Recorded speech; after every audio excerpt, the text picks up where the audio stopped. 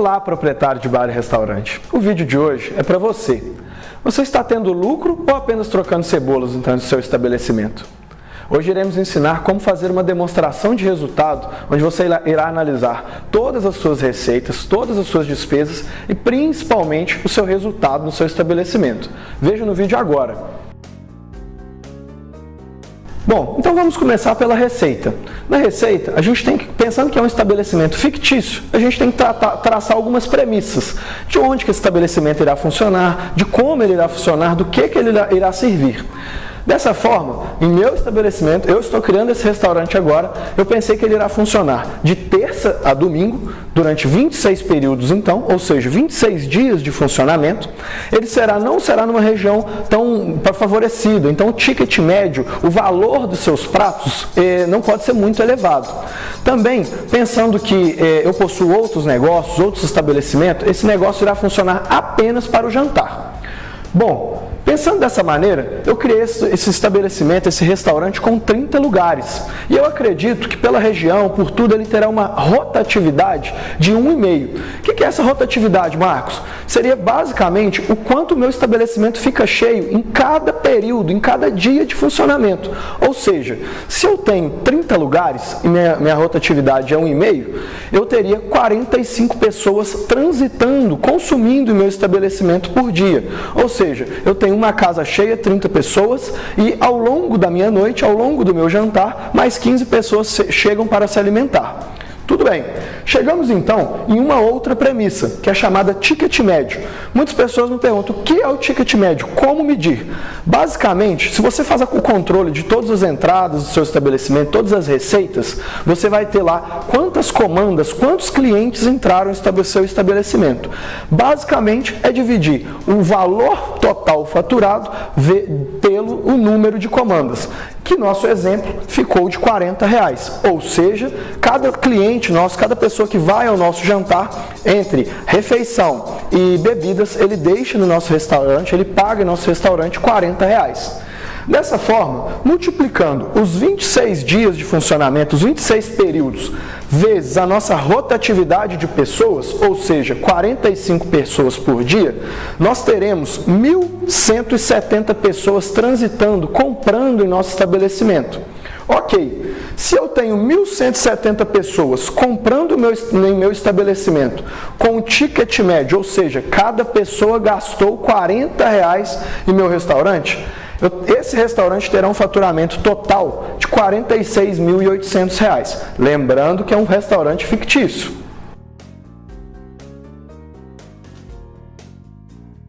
Bom, a nossa próxima premissa serão as despesas, e as mais dolorosas para o empresário, né?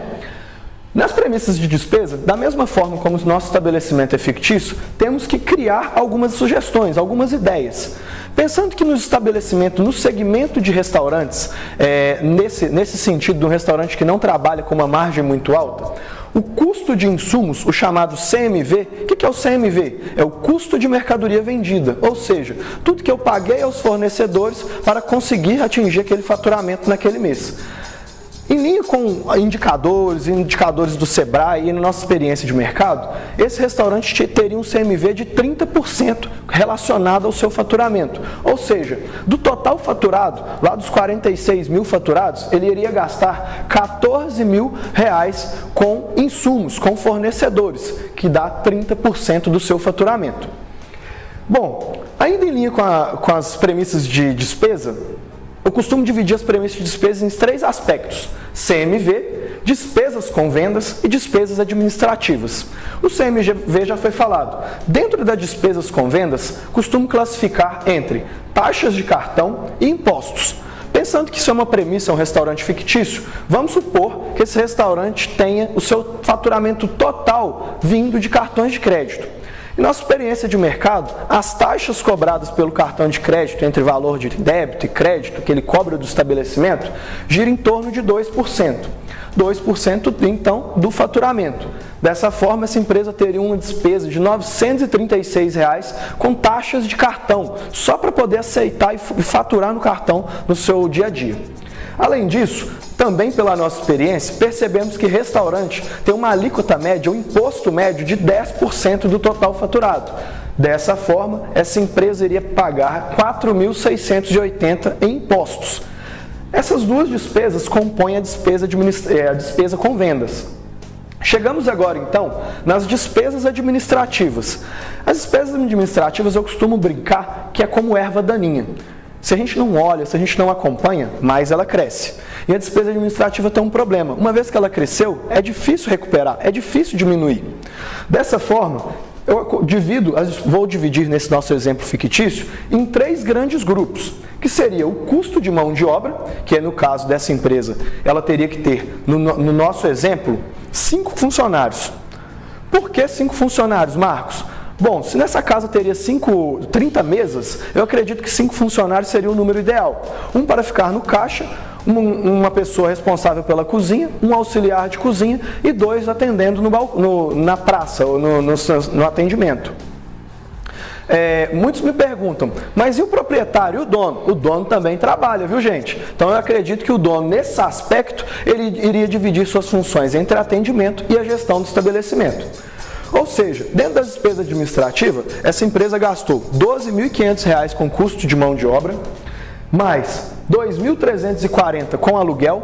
Como que eu cheguei nesse valor de R$ 2.340 com aluguel? Nós acreditamos que o valor máximo para um estabelecimento ser saudável, ele tem que pagar 5% do total faturado em forma de aluguel. Então colocamos o aluguel máximo que esse estabelecimento poderia pagar, que no caso seria R$ 2.340. E por último, outros. Nunca faça isso. Outros é a pior classificação que você pode inventar. Porém, como somos um restaurante fictício, vamos usar o outros para não inflar demais. Mas o que estaria dentro desse outros? Net, internet, telefone, água, luz, todas as outras despesas, contador, tudo que uma empresa precisa para funcionar. Nesse nosso exemplo, eu coloquei R$ 7.000 que essa empresa ia pagar como despesa administrativa.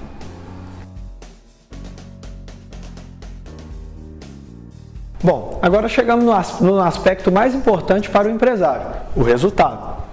Nesse aspecto de resultado, iremos analisar igual uma demonstração de resultado, que é a famosa DRE. Tratamos lá anteriormente as premissas de receita, que esse estabelecimento então teve um faturamento de R$ 46.800. Bom, tratamos também os insumos, o CMV, que no caso desse restaurante foi R$ 14.040. Chegamos então no primeiro indicador, no primeiro índice de saúde financeira daquela empresa, que é o chamado lucro bruto, que seria o faturamento menos o custo de mercadoria vendida, o CMV, que teríamos R$ 32.760. Após o lucro bruto, iremos tratar despesas com vendas, despesas administrativas.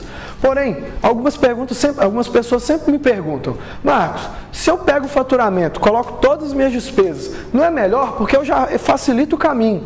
Porém, tratamos dessa forma, como análise de demonstração de resultado, justamente para conseguirmos esses indicadores, que iremos tratar em vídeos posteriormente. Os indicadores são os índices de saúde financeira. É nele que eu avalio se a empresa está bem ou se está mal. É nele que eu vejo se uma empresa que fatura 100 ou R$ 1.000, eu vejo pelos percentuais.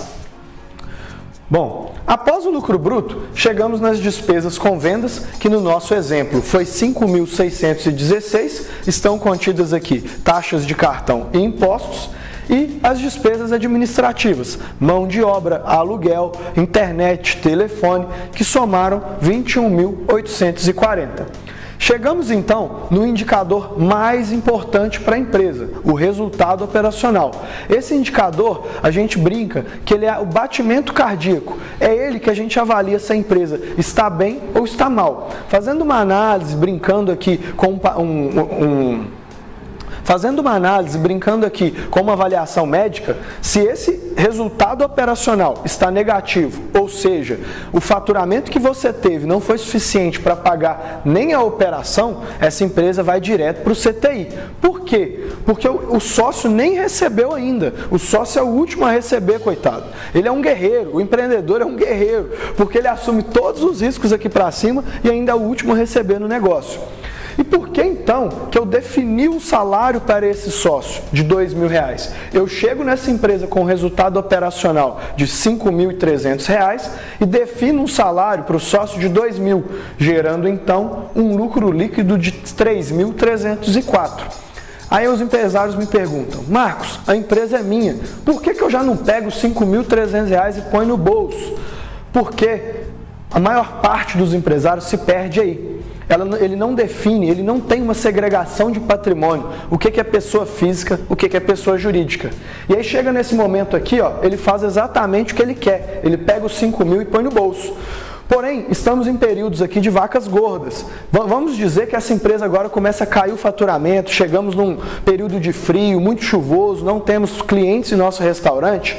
A gente percebe que esse resultado operacional cai para R$1.000, R$1.500. Ou seja, esse sócio, ele não consegue ter a retirada suficiente dos 5.000, que ele se acostumou àquele padrão de vida, e ele começa a se endividar. Ele entra no cheque especial da empresa, e aí é o problema para a empresa, porque é onde facilmente ele pode quebrar.